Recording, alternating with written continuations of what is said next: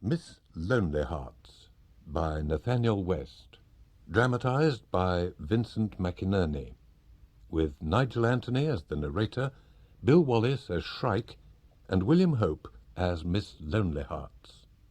I went down to the St. James Infirmary, found my baby there, stretched out on a long white table, so sweet, so cold, so bad. Let her go, God bless her, wherever she may be. She can search this wide world over, she'll never find a sweet man like me. One day in the very early spring of the year 1933, Miss Lonelyhearts of the New York Dispatch, are you in trouble? Do you need advice? Write to Miss Lonelyhearts and she will help you, was making his way slowly to the office. For all his stylish, cheap clothes, he still looked like the son of a New England Baptist minister. Puritan forehead, long nose, chin shaped and cleft like a hoof. So much so that his boss, Shrike, seeing him for the first time, had observed that the Susan Chesters, the Beatrice Fairfaxes, and the Miss Lonelyhearts are the priests of 20th century America. Miss Lonelyhearts reached the door of the city room, paused for a moment. Hi, Miss L. Miss L, you're cute.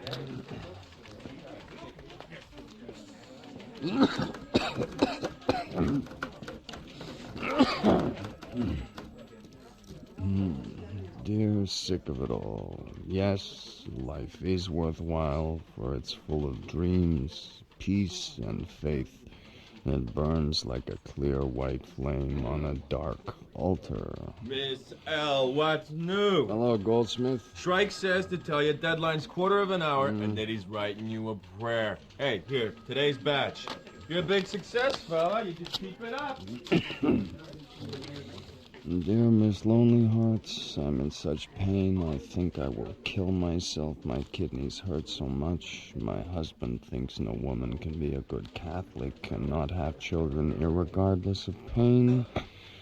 I was married from church, but no one ever told me about married life, so I never knew. It don't pay to be innocent. I had 7 children in 12 years and have been operated on twice, and my husband promised no more as I might die, and now I'm going to have a baby, and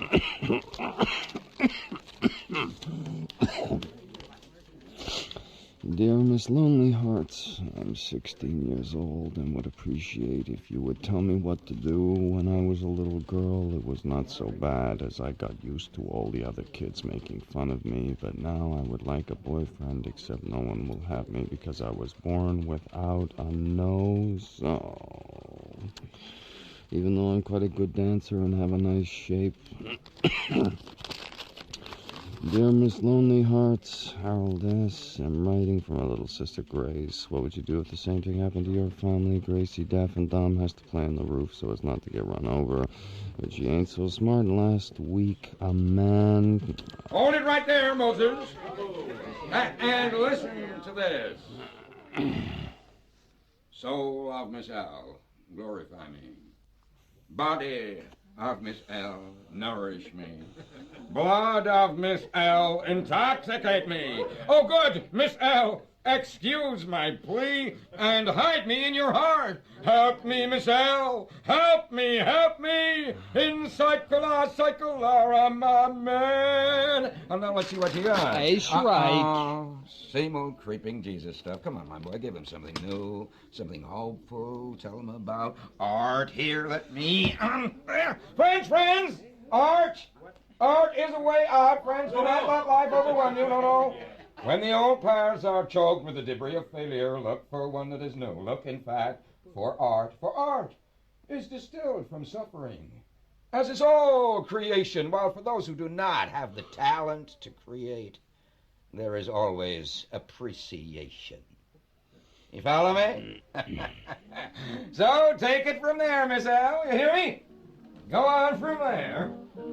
Everybody's selling it. Yeah. Everybody's buying it. Yes, you can't get enough of that stuff.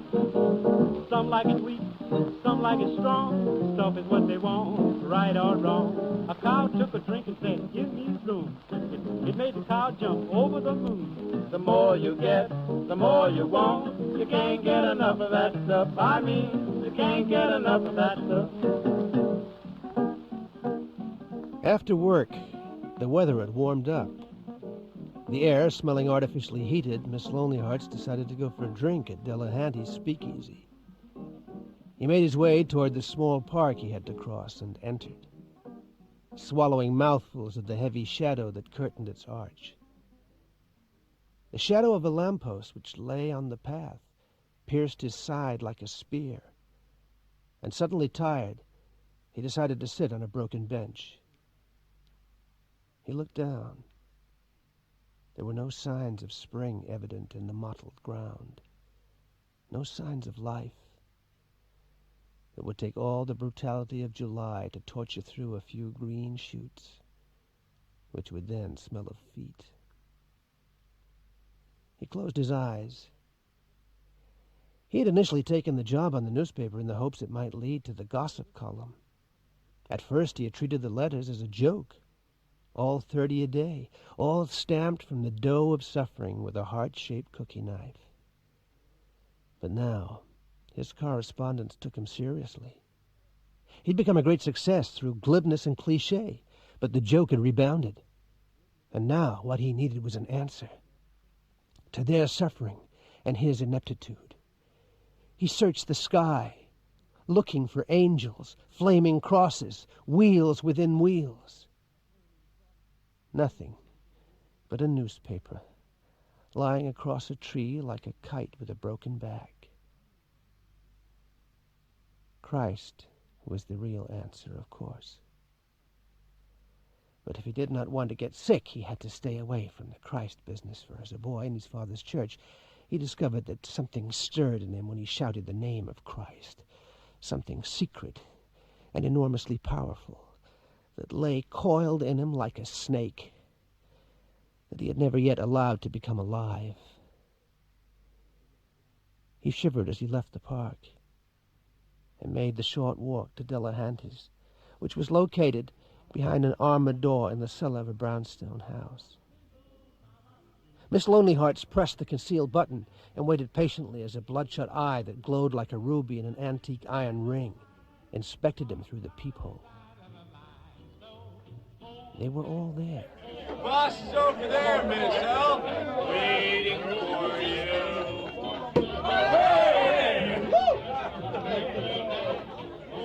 Ah, there you are. Delahanty, a drink for our young friend? Come closer, my boy, or are we brooding again? For Christ's sake, Shrike, give it a break, will you? Christ? Never mind Christ. Forget the crucifixion. Remember the Renaissance. There were no brooders then. Drunken popes, brown Greek manuscripts, mistresses with smooth, marbly limbs. Which reminds me, I'm expecting an admirer shortly, Miss Farkas. She works in a bookstore and writes on the side, but wait until you see her rear end. Wait, lay off, will you? J.C., your only sweetheart, I suppose.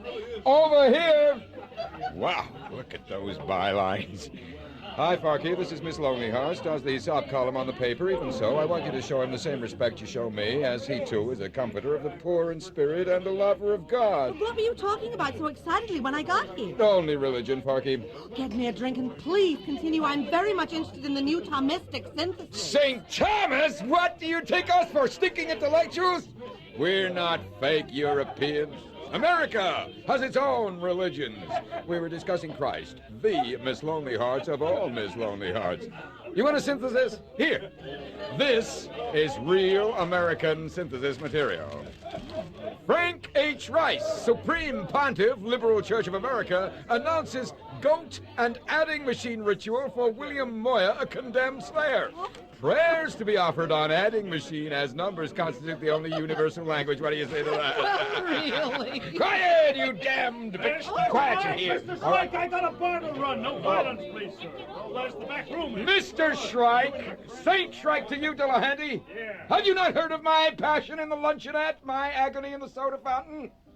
when I compared the wounds in Christ's body to the mouths of a miraculous purse in which we deposit the small change of our sins, and what of the holes in our own bodies which open into a wondrous jungle, where hang veins alongside overripe organs, where entrails writhe in tangles of red and yellow, and what of the bird that lives in this jungle?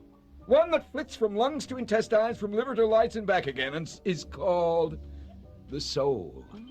A bird the Catholic hunts with bread and wine, the Hebrew with a golden ruler, the Protestant with leaden words on leaden feet, the Buddhist with gestures, and the Negro with blood. Yet I spit on them all. Puh, I call you to spit too. Puh, because, my friends, a bird is better alive in the jungle than stuffed on the library table. Am I right, Farky? Come here. Let me show you. Mr. Shrike, please, Mr. Shrike. And you, Miss L. Whither goest thou? Quo vadis, Miss L. Quo vadis? Leaving the speakeasy, the last thing Miss Lonelyhearts saw was Shrike burying his white, expressionless, triangular face into Miss Farkas's neck. On the sidewalk, he stood swaying for a moment and then caught a cab back to his apartment. He lived in a room that was as full of shadows as an old steel engraving. The walls bare except for an ivory Christ he had removed from its crucifix and then nailed with large spikes opposite the bottom of the bed.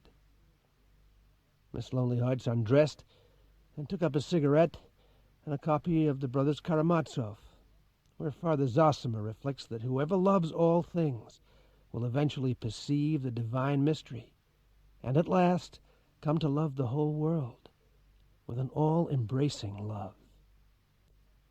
Miss Lonelyhearts realized this was excellent advice that could possibly lead to his column being syndicated, but on a more serious level, knew his vocation was of a different sort. He fixed his eyes on the image that hung opposite, began to chant, Christ, Christ, Jesus Christ. And the snake began to uncoil. But as it did, so he felt frightened and closed his eyes and dreamt. Right. Here's your rock. Come on, drag it over. You think this is all right? Sure, look, we argue all night about the existence of God until we run out of whiskey, so then what? Well, early market, I suppose, to get some more. But this lamb business... Sacrifice, plenty of biblical precedent, simply practical work to back up our theory. And all in the best tradition. Buy a knife, buy a lamb, find a mountain, find a rock, scatter some flowers, and then... No, round this way. Across the flat, get its neck exposed, hold it. Hold it. Hell, you've only wounded it. Where's it gone? The underbrush. Come on, we better go. Somebody will be up here shortly. And come on, I'll race you down. What the hell's the matter with you? Where you going now? Where you going? Back to complete the sacrifice. After the dream, in the succeeding days, Miss Lonelyhearts found he had developed an almost insane sensitiveness to order. Everything had to form a pattern. Shoes, ties, pencils, buildings on the skyline. For a little while he seemed to hold his own, until the day all inanimate objects began to conspire against him. Collar buttons disappeared under the bed, the razor handle fell off, the blind refused to close. Frightened, he fled to the streets, but there chaos was simply multiplied. He stood against the wall, trying not to see or hear. Then he remembered Betty, and how when she straightened his tie, he often felt she straightened out much more. He gave her address to the taxi driver and told him to hurry, but knew by the time they reached there his panic would have turned to irritation. I need loving every day. I got to drive my blues away. You got to put your mind on it. You got to put your mind on it. Hello, Betty.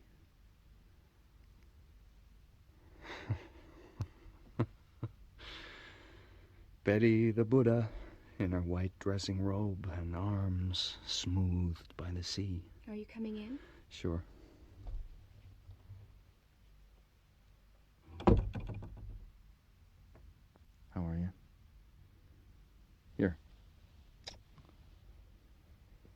Too much the lover's return, I know. My tongue like a fat thumb. How long is it? Oh, I don't know. 2 months. Where have you been?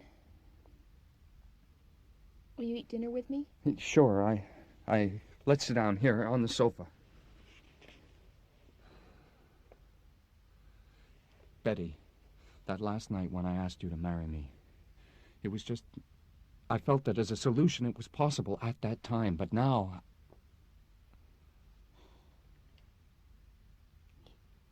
Do you want a drink? Why are you smiling? Always smiling. Always so damn sure. But I'll tell you something. My confusion is significant while your order is not. Look, that marriage business, me in front of the fire, you in your gingham apron, it's not gonna work. It's... What's wrong? You look... Let me feel your forehead. Get your goddamn hand off of me! How about I grab you here, inside your robe? Let me pluck this rose, huh? Put it in my buttonhole. You are, aren't you? Sick? Am I? What a kind bitch you are. Somebody acts violently, they're sick. Wife torturers, rapers of small children, all sick. No morality, only medicine. Well, maybe I am. Maybe I got a Christ complex. You heard of that one? All those broken bastards. I love them. But I can't help them, not unless I was Christ. Do you understand me? Listen. Listen to this. Because if I'm sick, this is what causes it. Dear Miss Lonelyhearts, being an admirer of your column as you give such good advice to those in trouble, I would like now to tell you my problem. A year ago, my husband left me. Then he got 6 months off the judge for non-support of my little girl, and the judge says after 3 months, give him another chance. I did, and have spent now $30 afterwards in the dentist. I find under his pillow a hammer, scissors, and stuff, and that is not the worst, as I have now got this disease he first got while in the forces. And then it goes on for another 5 pages of graduated terror, after which she signs herself Broad Shoulders. Now what can I tell her, Betty? What advice do I give her? What advice would you give? Come on, share your knowledge, tell me. You here, tell me. Something. Anything. Tell me, Betty. Anything! I love you. You what? I love you. And I love you. So what? Why don't you just leave me alone? I felt swell before you came, and now I feel lousy. Just go away! Please, just go away! Dear friends, you know where to find them. Honey, more whiskey. Jeez, Miss L, who gave you the lip? I mean, what's the other guy look like? Hey, Goldsmith, I got the chair. Okay. So these women writers, they all go by 3 names. Mary Roberts Wilcox, Ella Wheeler Catheter, Ford Mary Reinhardt. You know what that means? They all need a good rape. Soon drop that trick English accent and how much beauty hurts stuff. That poetess from Vassar went around the speakeasies collecting facts for a novel about life. Well, they took her in the back room for 3 days. Sold tickets on the 3rd. Hey, you heard about that one, Miss L? Yeah, sure, Goldie. Shrike says Miss L's a leper licker. Hey, Delahanty, serve this man a leper. Trouble with Miss L is his approach to God. Too damn literary. Plain song, Latin poetry, medieval painting, Hisman, stained glass windows, crap like that. Any genuine religious experience of his would only make sense to a psychologist anyway. Yeah, well, I've had enough of this joint. Come on, Miss L. Let's try somewhere else. Here, give me your arm. Hey, you look terrible, you know that? Thought of asking Shrike for the sports page? Let's head that away. Jeez, look at the snow. I'm going outside for a moment. I may be gone sometime. Miss Lonelyhearts had long stopped listening to his friends and Delahanty's, telling their stories until they were too drunk to talk. aware of their own childishness, yet not knowing how else to revenge themselves. At college, maybe for a year afterward, they believed in literature, beauty, and personal expression. But when they lost this, they lost everything. Money and fame meant nothing to them. They were not worldly men. For a while at the start of the evening, he had felt warm and sure. The whiskey had tasted good, and through the light blue tobacco smoke, the mahogany bar had shone like wet gold. The glasses and bottles, when touched by the bartender, had rung like bells. He had forgotten the balm in his heart, and had thought back to his childhood, when once, waiting for his father to come home from church, he had gone to the piano and played a little Mozart dance. To his amazement, his younger sister, who had never danced before, began to gravely step to the music.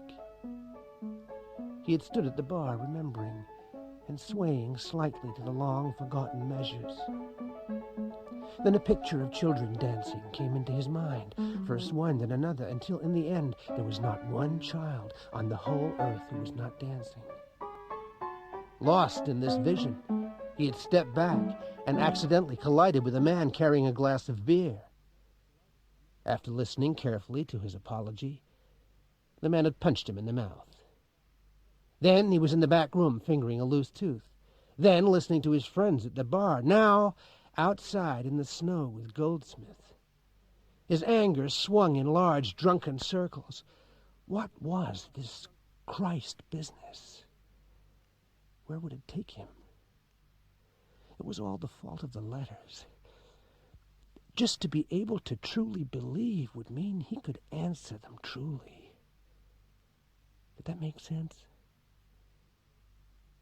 He and Goldsmith staggered along until they found themselves in front of a comfort station. They decided to go in and warm up. Hey,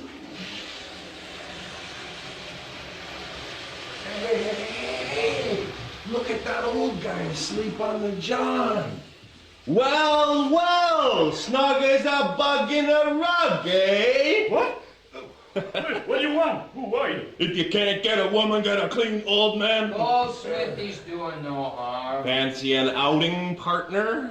Well, really? Grab an arm, Miss Al. Hey, what's your name, friend? Simpson. George B. Simpson. Well, pick up your cane and put on your gloves, George. And let's make this a night to remember.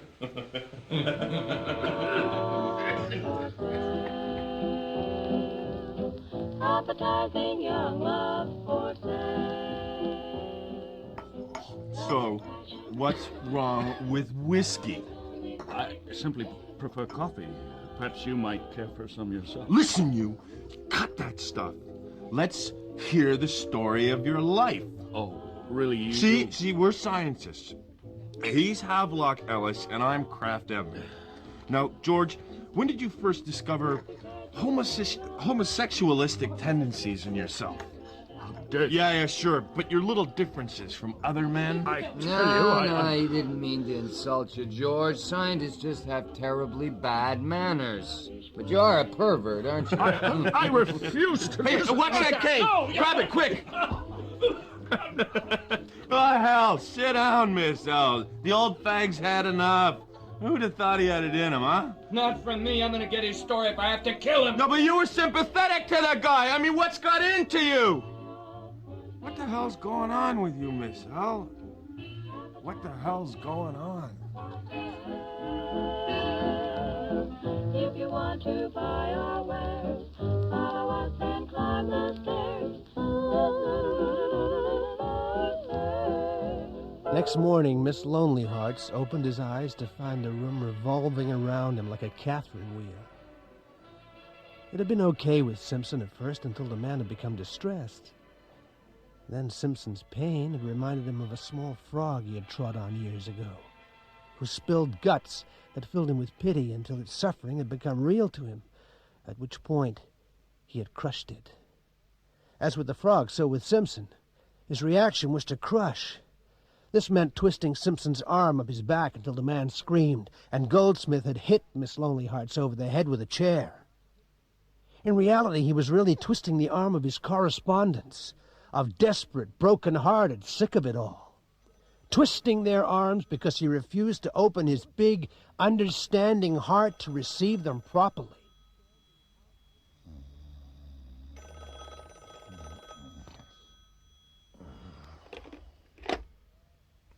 Yeah? You know what time it is? 3:30. You coming in today? I'm still drunk. I'll try and get there. You know what you need, my boy, don't you? Some whiskey, or a bath, or a clean shirt. No, my friend, you need more than that. Christ, of course, though I feel you're drawing nearer to him all the time, but also, well, how is Betty these days? She's fine. How's Mary? Fine, fine. You've seen her lately? No, not lately. Maybe you should. Maybe. Maybe even today. Sure, give her a ring. Grab a bottle and get round to the apartment. You gonna be joining us? My boy, I've work to do, but say hello to her from me, won't you? Look here, sweet mama, where have you been? You walk like whiskey and you smell like gin. I was afraid of that. Hello, who is it? It's me, Mary. Oh, you. Well, we've been fighting again, and this time I'm finally through. Yeah, I just been talking to him.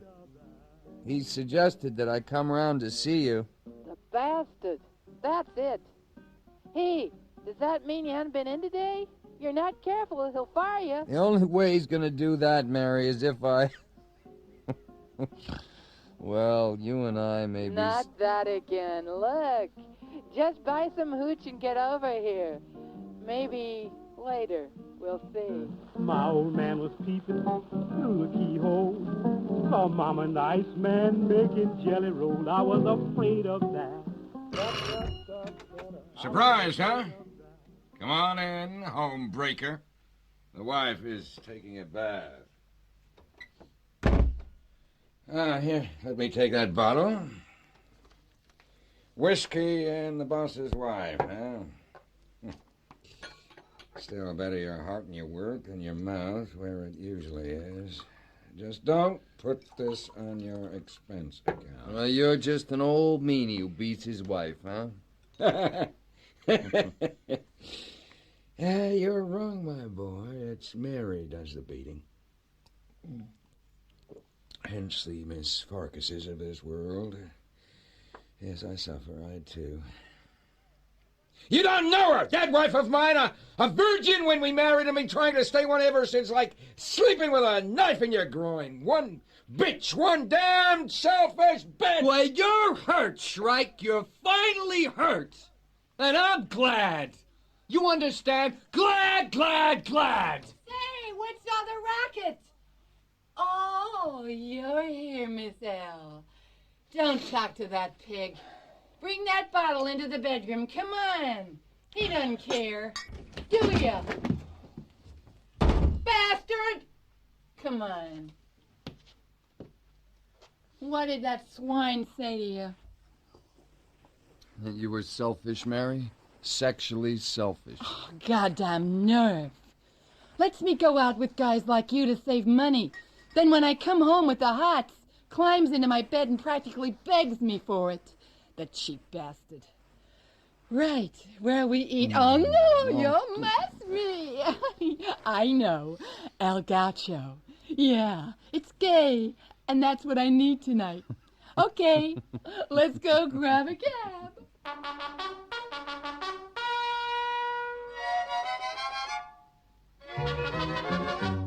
When they reached El Gaucho, it was full of the same people who wrote to Miss Lonelyhearts for help. Mary, on being led to a table by a man dressed as a South American cowboy, immediately went Spanish, her movements becoming languid and full of abandon. Miss Lonelyhearts began to feel very tired. These waiters dressed as vaqueros really get to me. Sure, it's a little fakey, but so what? It's gay. And that's what I want it to be. Why, Mary? Everybody does.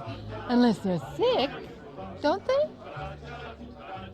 Mary, the way to be gay is to make others gay. Sleep with me and I'll be one gay dog. I've had a tough time, you know. I saw my mother die. Cancer of the breast. The pain was terrible. Mary, sleep with me. Save me. I know. Let's dance. Okay, tell me about your mother. She died leaning over a table. She climbed out of bed. Look. Oh! I got it. That's okay. My father, though, cruel. A portrait painter, a genius.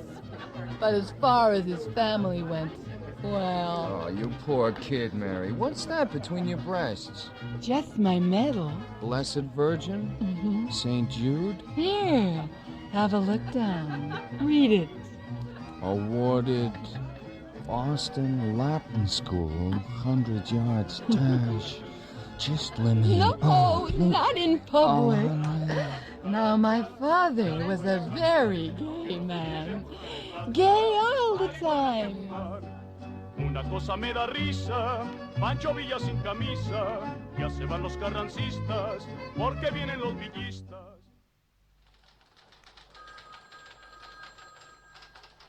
So, how's the drunkard?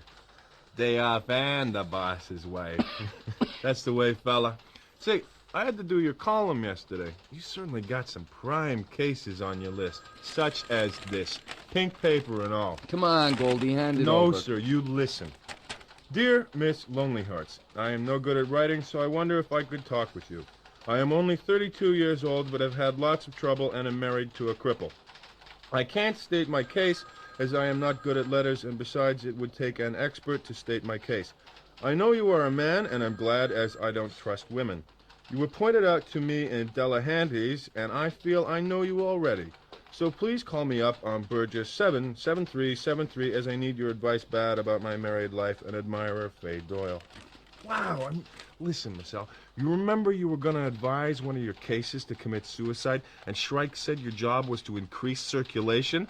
Well, play your cards right with this, Hotsy. You might just be able to do that, okay?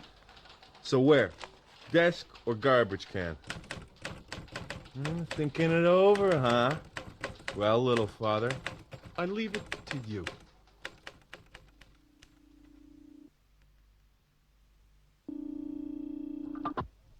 Hello?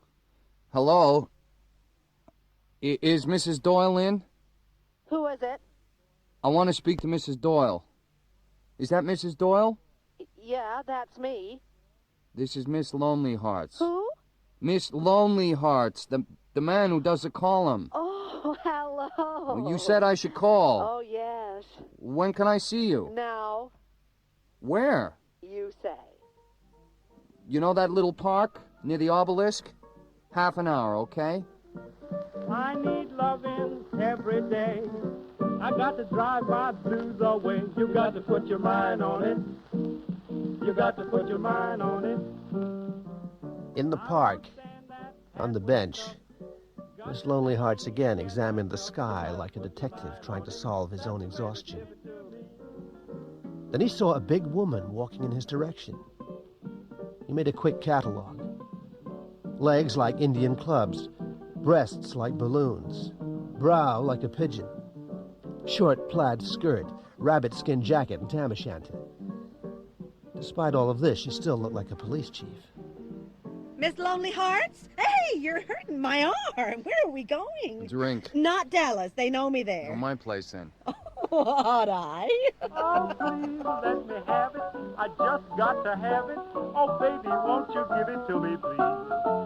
Oh, please let me use it. I won't abuse it. I ask you on my bended knee. Why don't you let me have it? Here, your highball. Thanks. Gee, a guy like you must know an awful lot about women, what with your job. Say, there's some fluff on your knee. Oh, Miss Lonelyhearts. Oh, no. Oh, darling. Oh, quick, turn out the light. Oh, baby, won't you give it to me, please? Oh, baby, won't you give it to me, please?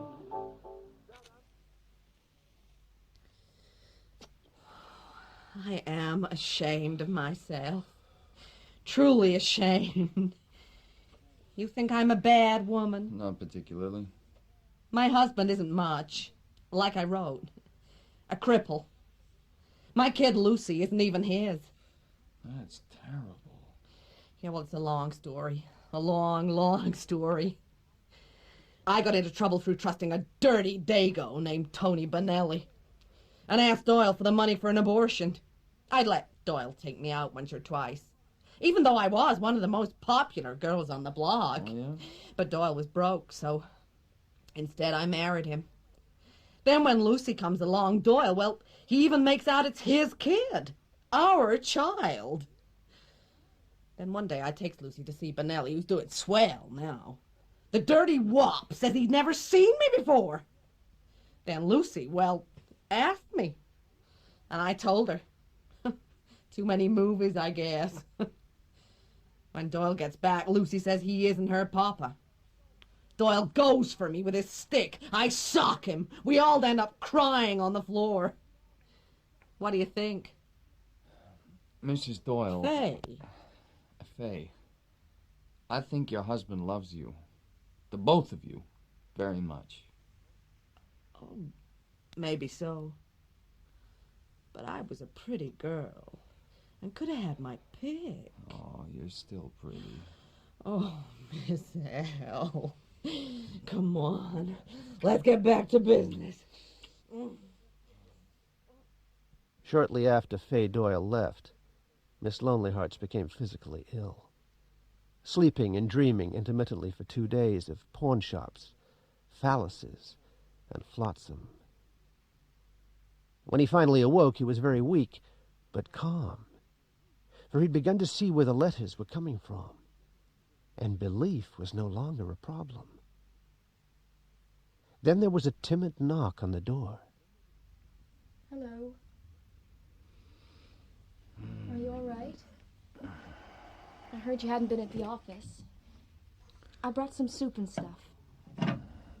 What is it? It's called Doylophobia. Very rare. About the other Never day, mind Betty. about that. Here, sit up. I'll feed you some of this.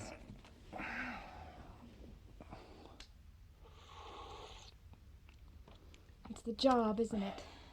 Made you ill? Can't you give it up? And do what? I don't know. Maybe an advertising agency. Betty, I know where the letters are coming from. First, though, you need a rest. My aunt has a farm, you know, and I'm sure she'd be willing to I loan know it where to they're us for a coming short from, time. Betty. And I know you'd love it. It's fresh and clean, and once you were there, you'd find all Betty. your troubles were simply city troubles, and... And she is correct. You are an escapist, my friend, but the soil is not for you. Betty, wait! Leave her. Nor shall the blanket over the head avail against the voice of the prophet. You are fed up with the city and its teeming millions. The bus takes too long and the subway is always crowded. So you buy a farm and walk behind your horse's moist behind, and the rhythm of an old work enters your soul, and your step becomes the heavy sexual one of the dance-drunk Indian. My friend, is this for you? No! And you are right! Then let us now consider the South Seas. You live in a thatched hut with the daughter of a king. Her breasts are golden speckled pears, her belly a melon, and her odor that of jungle fern. And when the beautiful society girl creeps into your hut to learn the secret of your happiness, you send her back to her yacht that hangs on the horizon like a nervous racehorse. No, of course not. The South Seas are played out. So, hedonism, golf as well as booze, pictures by Matisse, Proust and a banana by the fire. But then the day comes. Your doctors shake their heads. You decide on one last party. You summon all your friends. You sit in a black plastic coffin carved by Eric Gill and explain your philosophy. Life, you say, is a club where they only deal you one hand, and you must sit in. So, even if the cards are marked, play up like a gentleman And a sport. Get tanked, raid the buffet, use the girl upstairs, but don't squark. Never squark. I won't even ask you what you think of that. Which brings us again to our old favorite. Artician. Bach, Brahms, tell them that's where your heart is. Tell them to keep their society whores and pressed duck with oranges. Yours is a spiritual food. Tell them you know your shoes are broke. Tell them you have pimples on your face, even buck teeth, but that you don't care. For tomorrow they are playing Beethoven's last quartet at Carnegie Hall, while at home you have all Shakespeare's plays in one volume.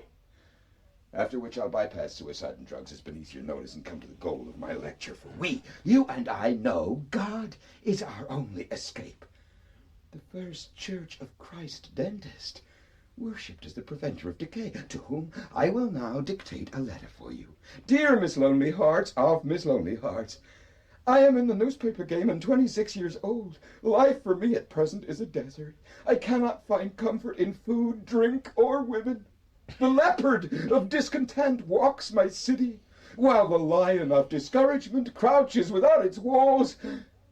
Is it true the greatest scientists believe in you again? Thanking you for your quick reply, yours truly, a subscriber!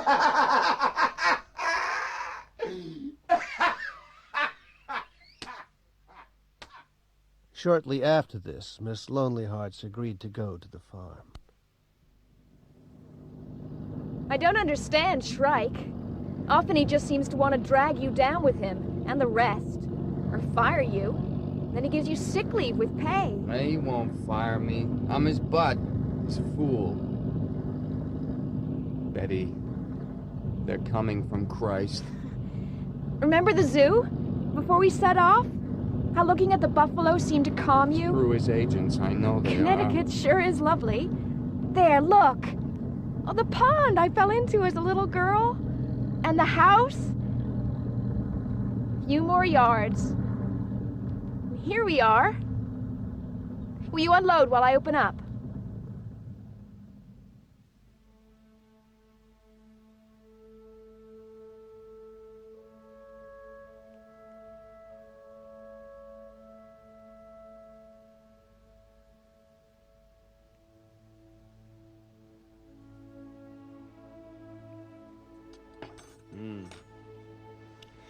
That was fine, Betty. You make a good wife. Let's go and look at the pond before it gets dark. Come on. Down through the trees. Here, give me your hand.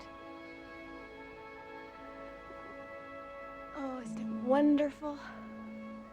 No cars, no voices, no human smells. Stop. What? Look. A deer and fawn coming to drink. Let me... Oh, damn. I'll have to wait till tomorrow now. Let's have one last cigarette. Damn! Ow, my fingers. Never mind. Your nerves won't take long to settle. And then Shrike again. But I'm prepared this time. This time I intend to take a leaf out of Christ's book. This time I intend to have humility. Let's go back now. We haven't much longer. I'm beginning to feel the cold.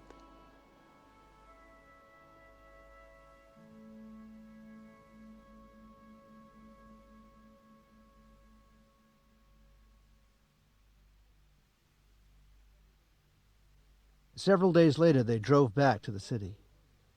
When they reached the Bronx slums, Miss Lonelyhearts knew that Betty had failed to cure him, and that he had been right when he said that he could never forget the letters. He felt better knowing this, because he'd begun to think himself a faker and a fool. The next day, bearing his humility in front of him like a processional cross, he went into the office. Fortunately, Shrike was not in, so he was spared an immediate test. He sat and looked at the letters. Finally, As an animal in a trap tears at its foot in order to hurt the pain, he began to open them. After a dozen, and one about a lodger and a housebound widow's young son, he felt sick and had to stop. Goldsmith wandered across. Hi, stranger. See, there were plenty of thick ones waiting for you. Those bums must know you're back. Yes, of course. Yes, I see that. Jeez. Say, listen, Miss L, that country touch, what Shrike called your rural anima, any skirt up there? At Goldsmith, on the way to the office this morning, I saw a man who looked on the verge of death drag himself into a movie theater to see a picture called Blonde Beauty, while a woman with an enormous goiter picked up a love story from a trash can and seemed excited beyond measure by her find. Miss L, you finally got the rats? No, Goldsmith, I've got humility. Christ has finally brought me to humility. And Goldsmith is going to bring you to Delahanty's. Come, grab your hat. Everybody's selling it. Yeah. Everybody's buying it. Yes. You can't get enough of that stuff. 'Tis he, 'tis the Savior. Take it easy, boss. Should have heard him on the way here. He's even giving up that good-looking broad of his because all is vanity. He's sick, boss. I must differ with you, Goldsmith. It is we who are sick. Those who have faith are well. Tell us, brother, how you first came to believe. Music in church? The death of a loved one. Some wise old priest, mayhap? No, of course not. It was the letters, wasn't it, my son? Pardon me, Miss Lonelyhearts. There's a man named Doyle here wants to meet you. Says you know his wife. Pete Doyle. Let me shake your hand, sir. And yours. And yours, sir. I'm with you, buddy. A drink, gentlemen. Delahanty, please. These friends of mine. Very kind of you, Mr. Doyle. Very generous. This is Mr. Shrike and Mr. Goldsmith. Call me Pete. 3 whiskey. Mr. Doyle inspects meters for the gas company. Ah, the benefit of a different viewpoint. We newsmen are so limited. Sure. You know what people say, Mr. Shrike? No, my good man, what do people say? We gasmen now take the place of the icemen in the old stories. You know what I mean? I know what you mean, only too well. Come, Goldsmith, this is no place for us. Your friend is a nut, I think. Anyway, the wife said to ask you back to eat. Lucy, our kid, is away for a couple of days. Is that okay? Of course, Pete. Look, you must be tired. How about we sit in the back room? Yeah, well, I am. The job and that. I'll go first. Right, Miss Ellen. Now, you follow me. Mr. Gas Man, please don't turn my gas off today. Leading the way to the back room, the cripple used a cane and dragged one foot in a box-shaped shoe. His motions like those of a partially destroyed insect. They found a table and faced each other. Doyle had eyes that failed to balance, a mouth not under his nose, and a chin like a small forehead. Overall, he looked like a composite picture used by film magazines and guessing contests. They stared eye to eye until the strain of wordless communication began to excite them both. Then Doyle labored into speech, a jumble of unintelligible retorts that he had meant to make in the past whenever he'd been insulted. The private curses experience had taught him to swallow. Miss Lonelyhearts turned his face slightly to one side like a priest hearing confession. Then, from his pocket, Doyle took a letter addressed to the newspaper. A letter asking for help. A letter he had never managed to send. Eventually, they held hands under the table. Then they left, both very drunk and very busy. Doyle with the wrongs he had suffered, Miss Lonelyhearts with the triumphant thing his belief and humility had become. They took a cab which dropped them at Doyle's apartment. I can't help it, woman. Gas man got no jelly roll. I know you ain't got no jelly roll, but Why, you... Oh, Miss L! come in, please. Never mind that. Where's the chow? You drunken bum! And now you, Miss L. Here, let me help you. Right, you two, wash your hands and then we'll begin. And here's a quart of red to start us off. So, how was it? Not too burnt? Just fine. That good, I'm a bit sleepy. Oh, a couple of highballs soon fix that. Geez, what bony thighs you got. Leave the guy alone, will you? Get off. What the hell are you talking about? I don't mind the winks and stuff, but feeling them up, Jesus, ain't I the real pimp and all, even bringing them home for Why, you dirty creep. Anyway, let's have another. Oh, hell, we're out. As if I didn't know. Hey, you, Doyle. Go get some more gin. No. I said go get some more, you bum. You hear me? And I say no. Pete, Fame, Mrs. Doyle, please don't fight. He loves you. That's why he acts like that. Pete, give me your hand again. Hey, what goes with now you you two? have a big, strong body, Mrs. Doyle. Have you thought that by holding your husband in your arms, you can warm him and give him life? Can take the chill out of his bones, which you can do by letting him conquer you in bed. And he will repay you by flowering and becoming ardent. For Christ's sake, what is this crap? Exactly. It is Christ, the bidden love fruit. And just as man was lost through eating the forbidden fruit, so shall he be saved again by the eating of the fruit of Christ. Pete, go to your wife, embrace her, tell her of your love. Yeah, sure. Faye, I love you. I love you. You hear that? Yeah, sure, you old goat. All right, you nut. I forgive you. You still gotta go to the drugstore to get some more gin. Yeah. Right.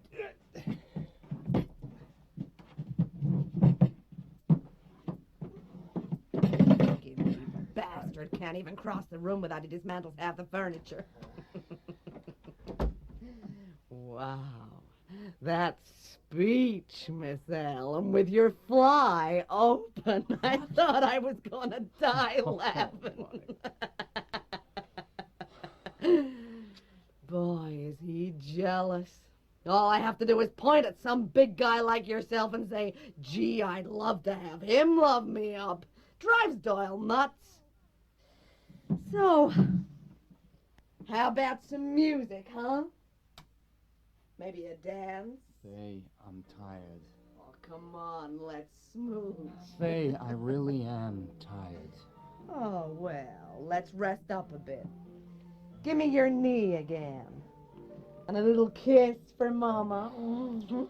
That's better. Come on, Miss L.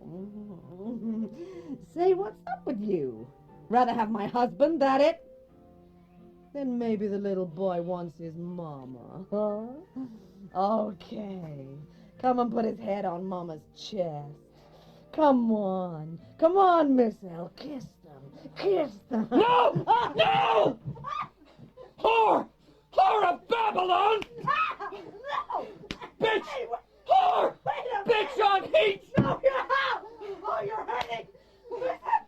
No, bitch! Please, no! Bitch! No, Bitch! Miss Lonelyhearts took to his bed yet again, knowing he had failed at the Doyles. Instead of imbuing them with the love of Christ, he had merely written a story for his column. At the same time, how calm he had become.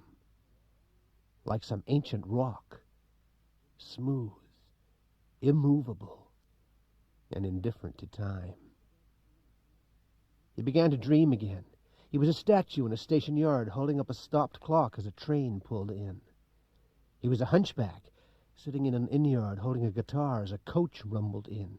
Then the sound of the train and coach mingled, and he awoke to find it was someone hammering at his door. He climbed out of bed naked as 5 people entered the room, 2 of whom were Shrike and his wife. Miss Lonelyhearts smiled. Shrike could never now be any more than a screaming gull, trying clumsily to lay an egg on the smooth flank of the rock he had now become. Put your clothes on, my friend. We're going to a party. Shrike, for 3 days now I've been aware of fireflies and the slop of oceans. Attaboy! Eating, too. Lots of crackers. That is the solitary drinking. My son, there's a game we want to play, and we need you to play it. It's called Every Man His Own Miss Lonelyhearts. Tell you what, if you put your pants on and come quietly, I'll let Mary sit on your knee in the cab. Here he is, folks! For God's sake, why are you smiling like that? Hello, Betty. I've got to talk to you. What's wrong? Are you sick again? And now, friends, if you please. Please, ladies and gentlemen, we have with us tonight a man you all know and admire, Miss Lonelyhearts of the singing heart and swollen soul. Thank you. No. He is here. He is here not only to help you with your moral and spiritual problems, but also to provide you, if need be, with a raison d'etre. Yes. Right. Now, some of you, perhaps, consider yourselves too far gone to help, and that when exposed to his bright flame, you will only smolder and give off a bad smell. But be of good heart, for I am sure he will prevail. And now, the game. Right. Mary, my dear, distribute the writing materials, will you? In my hand here are some of the letters that have arrived for the master during his most recent illness. I will hand one to each of you to answer as best you know how, and from your answer the master here will diagnose your moral ills, and afterwards lead you in the way of attainment. So, the first. Do we have to stay for this? An old woman whose son died last week. She's 70 and sells pencils for a living. No stockings, wears boots, torn, bleeding feet, room in her eye. But have you, Goldsmith, room in your heart for her? I see you do. Here you are, my boy. Just put down your drink and cigar. And the next. Please, while there's still time. Oh. It's a Jim Dandy. A young boy wants to play the violin. Then we discover he's dictating the letter because he's paralyzed. But wait! He has a toy violin he hugs to his chest as he imitates the sound of playing. Oh, who's for this? Anything? You, madam. Yeah. Hey. Aren't you interested in what he's doing to you? Betty, what the waves do has little interest for It the is all rock. here. A world peopled with creatures who are strangers to everything but disease and the police. Harried by one, they are hurried by the other. Pain, that only a great spiritual liniment can relieve. Either you come or I go by myself. Now, please. Wait. Here's one concerning the master himself. I see he's leaving, but I, his disciple, will read it for you. Dear, etc., blah, blah, blah, blah. So, what sort of dirty skunk are you? When I got home, Faye was crying on the floor, and the neighbors said you tried to rape her and to get the cops, but I said I'd do it myself, you bastard. You ought to have your blah, blah, blah, blah. And signed Doyle. Well, so the master is another Rasputin. Or is this merely one more attempt against him by the evil one? I believe it is, folks. I surely believe it. It was only after they left Shrike's apartment and began to make their way downstairs to the street that Miss Lonelyhearts noticed Betty had on a light blue party dress and realized she must dress for things such as parties. And even the rock was touched by this. Then they hit the street. You sure look swell in your blue dress, Betty. Have a soda with me? A soda? It's a doctor you need. Or a coffee? In here. 2 strawberry sodas, please. Betty, why are you mad at me? It was all Shrike's idea. Because you're a fool. And because I quit the job, you know. I haven't been in the office for a week. I'm going to take your advice. Look for something in advertising. Well, then you should see Bill Wainwright. A good guy. He's in love with me. I couldn't work for a rival.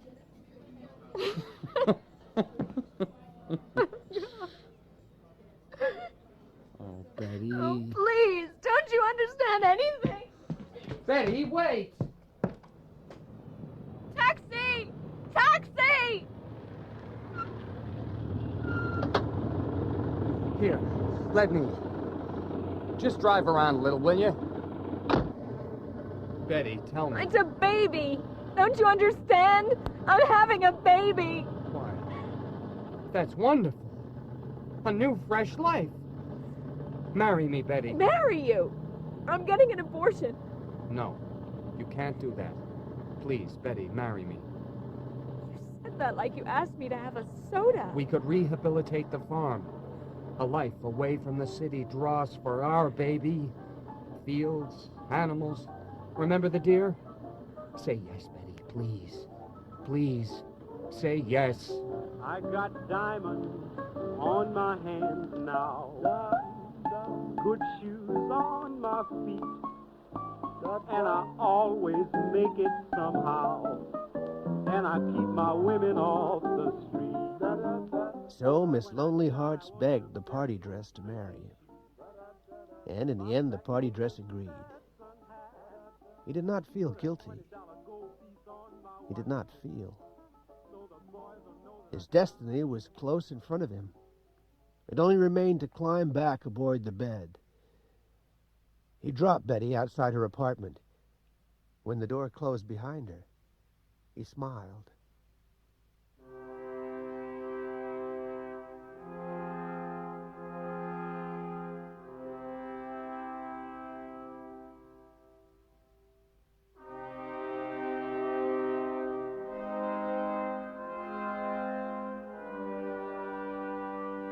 After a long night, and toward noon, Miss Lonelyhearts welcomed the arrival of the fever and its attendant heat and mental violence. He fastened his eyes on the Christ at the bottom of the bed, and then allowed the snake finally to uncoil. And suddenly the room came to life and light and ecstasy. And the life and the light was Christ. And the shout of Christ echoed through the innermost cells of his body. And he felt cleaner and fresher. And the great vein that had been starting in his forehead became less swollen. And everything in the room was cleansed. And delight also was in the room. And two rhythms that were gradually becoming one. And they became one. And his identification with God became complete. And God said, "Will you accept it now?" And he replied that he would, and immediately began to plan his future conduct as Miss Lonelyhearts, a future in which he submitted drafts of his column to God, who approved his every thought. Then the doorbell rang. He climbed out of bed and went into the hall. It was Pete Doyle carrying something in a newspaper, making his way slowly up the stairs. And he knew God had sent Doyle as a sign, so that he could perform a miracle and have tangible proof of his own conversion. He would embrace the cripple and make him whole, even as he, a spiritual cripple, had been made whole. Miss Lonelyhearts rushed down the stairs to meet Doyle, his arms spread wide. Doyle put his hand inside his package and shouted a warning, but Miss Lonelyhearts continued his charge. He did not understand the cripple's shout and simply heard it as a cry for help from desperate Harold S., Catholic mother, broken-hearted, sick of it all. Doyle turned to escape, but was too slow. As they were struggling, Betty came through the street door and called for them to stop. The cripple, seeing his escape cut off, tried to get rid of the package. He pulled his hand out, and the gun went off. Miss Lonelyhearts fell, dragging the cripple with him. They both rolled part of the way down the stairs. Miss Lonelyhearts, by Nathanael West, was dramatized for radio by Vincent McInerney.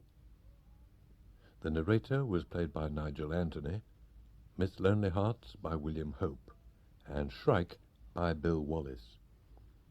Goldsmith was Bradley Lavelle, Betty Catherine Furshpan, Fay by Maggie McCarthy, and Mary was Bonnie Hurren. Jed was Stephen Garlick, Simpson was Nigel Carrington, and Doyle, Ed Bishop. Miss Lonelyhearts was directed in Bristol by Shaun MacLoughlin.